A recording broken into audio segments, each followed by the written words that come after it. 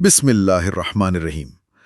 اچھا تو کبھی ہم نے اس بات پہ غور کیا ہے کہ جب ہم شدید غصے میں ہوتے ہیں یا اچانک حیران ہوتے ہیں تو ہمارے منہ سے بے ساختہ اپنی مادری زبان کے الفاظ ہی کیوں نکلتے ہیں؟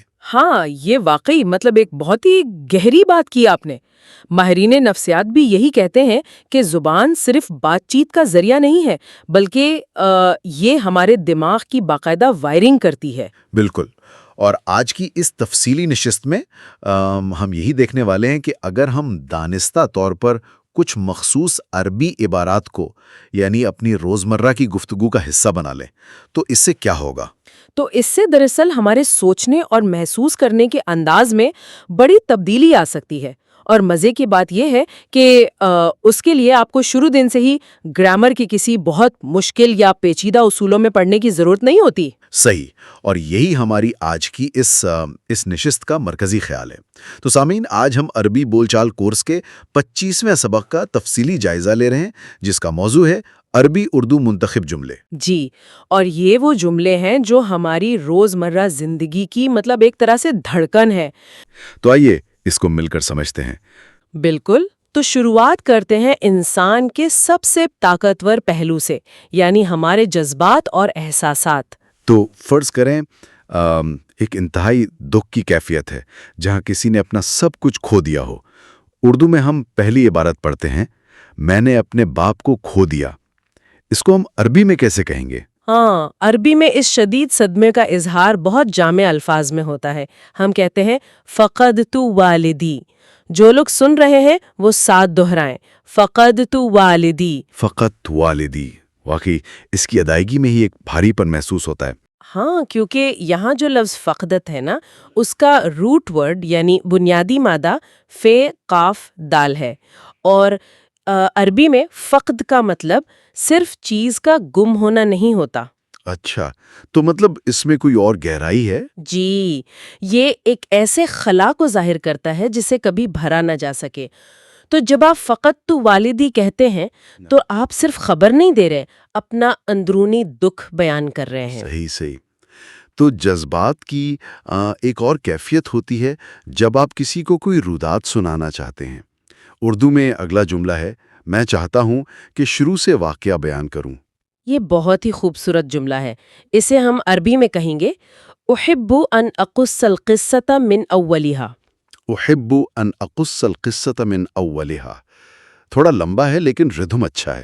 ہاں، اسے آرام سے دہراتے ہیں، احب ان اقص القصة من اولها۔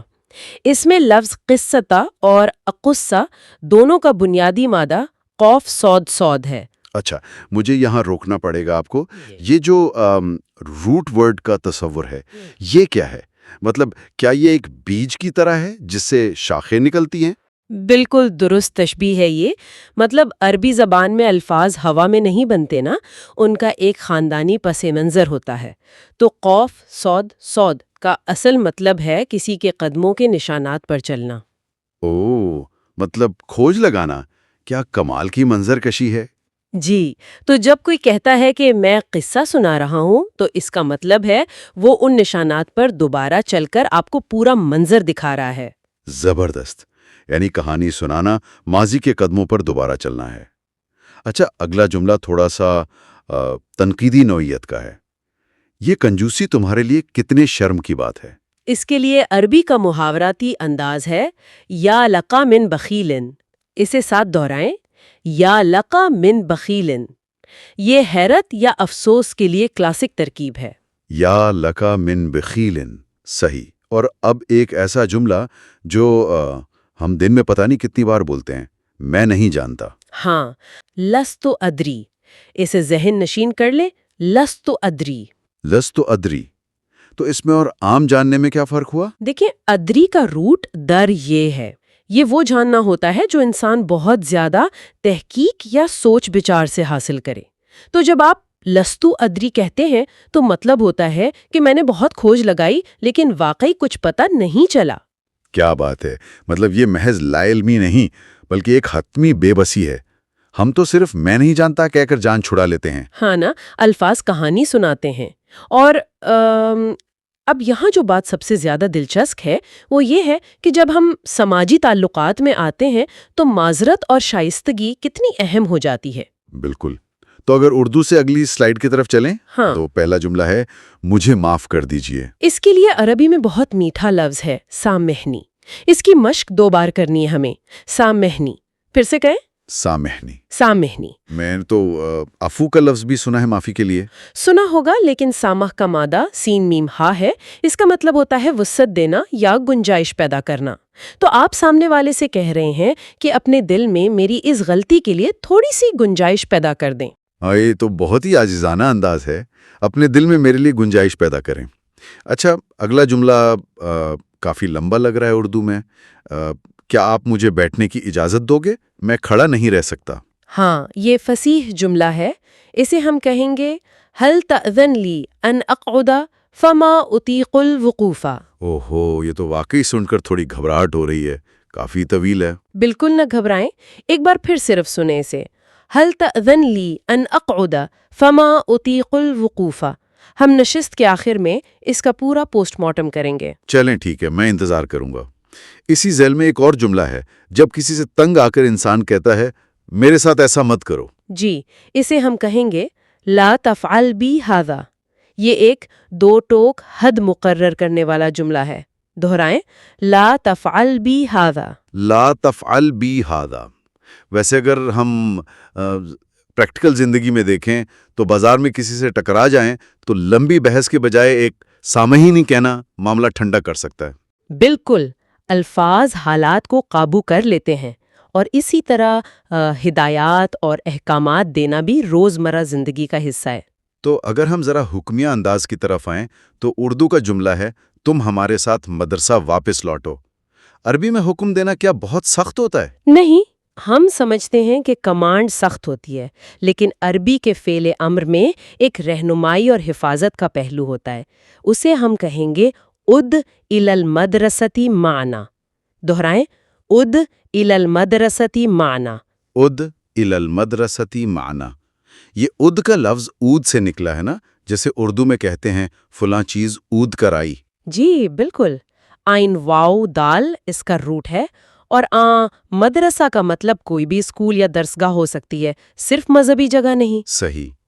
اگلا جملہ مہمان نوازی کے حوالے سے ہے اردو میں، آپ تسلی سے تشریف رکھیے۔ اسے کہیں گے اقعد مستریحن۔ یہ بہت شائستہ ہے، اقعد مستریحن، یعنی راحت اور سکون کے ساتھ۔ اقعد مستریحن مطلب ہم ان پر حکم نہیں چلا رہے، ان کی راحت کا خیال رکھ رہے ہیں۔ اگلا اعتماد سازی کا جملہ ہے تم مجھ پر اعتماد کرو۔ بہت ہی پراثر ہے یہ، ثق بی۔ اس کی مشق کریں، ثق بی۔ یہ ثقہ سے نکلا ہے، یعنی بھروسہ مند۔ ثق بھی، اور اگر کوئی چیز پکڑانی ہو تو ہم کہتے ہیں اردو میں اس کو مضبوطی سے تھامے رکھو۔ امسک ہذہ، یہ مسک سے ہے، یعنی گرفت مضبوط رکھنا۔ دہرائیں، امسک ہذہ۔ امسک ہذہ۔ اچھا، کسی کو راستہ دکھانا ہو تو کہتے ہیں میرے پیچھے چلے آؤ۔ اسے کہیں گے اتبعنی۔ یہ تو قرآن مجید میں بھی آپ نے بہت سنا ہوگا، اتبعنی۔ ہاں، بہت سنا ہے۔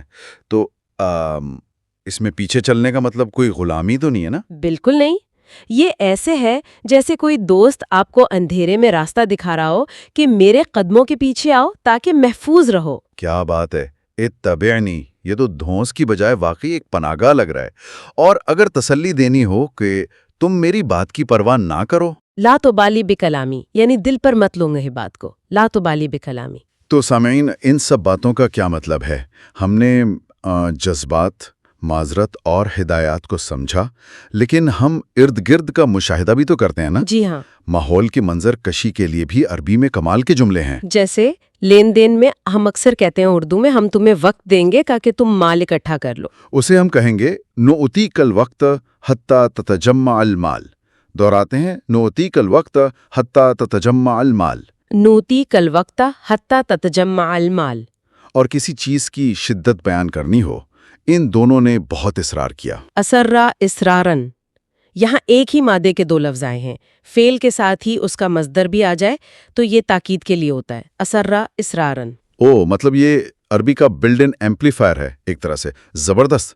اچھا، اگلا جملہ ہے یہ خوبصورت تھا۔ ھذا کان جمیلن، بہت کثرت سے استعمال ہوتا ہے. ہاذا کان جمیلا.